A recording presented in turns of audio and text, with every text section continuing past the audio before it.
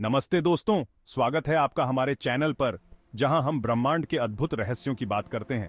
क्या आपने कभी सोचा है कि हमारी पृथ्वी, मंगल और बाकी ग्रह कैसे बने? ये एक रोमांचक और अद्भुत कहानी है जो अरबों सालों में बनी है।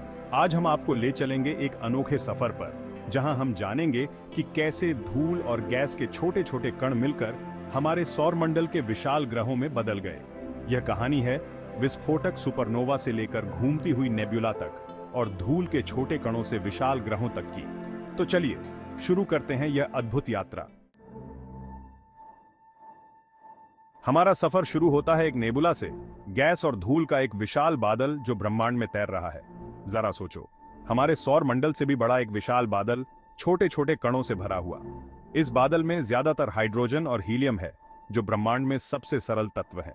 गुरुत्वाकर्षण, वो शक्ति जो हमें पृथ्वी से बांधे रखती है, अंतरिक्ष में भी काम करती है। यह धीरे धीरे नेबुला में मौजूद गैस और धूल को केंद्र की ओर खींचता है। जैसे जैसे यह बादल सिकुड़ता है, यह एक लट्टू की तरह तेजी से घूमता है। इस घूमते हुए बादल का केंद्र गर्म और सघन होता जाता है, जैसे किसी भट्टी में। आखिरकार दबाव और तापमान इतना तीव्र हो जाता है कि हाइड्रोजन परमाणु आपस में जुड़ जाते हैं, जिससे भारी मात्रा में ऊर्जा निकलती है। यही वो पल है जब एक तारे का जन्म होता है, एक नया सितारा।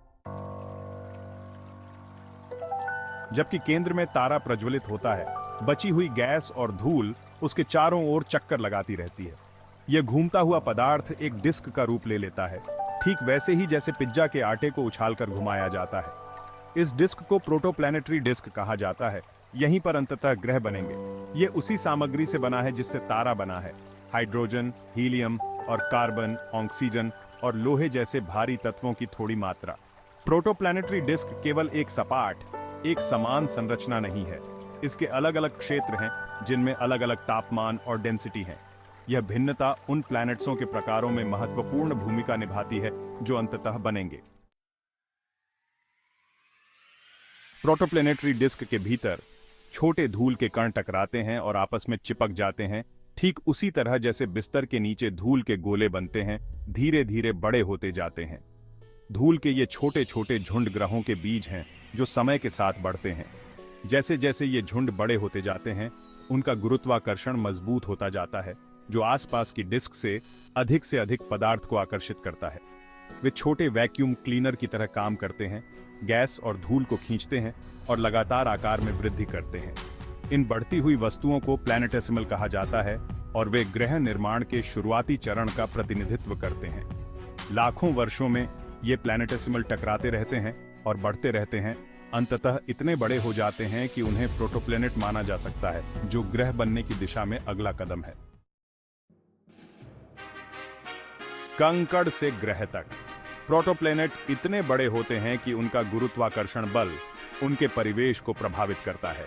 वे गैस, धूल और यहां तक कि छोटे प्लैनेटेसिमल को आकर्षित करना जारी रखते हैं, बड़े और अधिक विशाल होते जा रहे हैं। किस प्रकार का ग्रह बनता है, यह प्रोटोप्लैनेटरी डिस्क के भीतर उसके स्थान पर निर्भर करता है।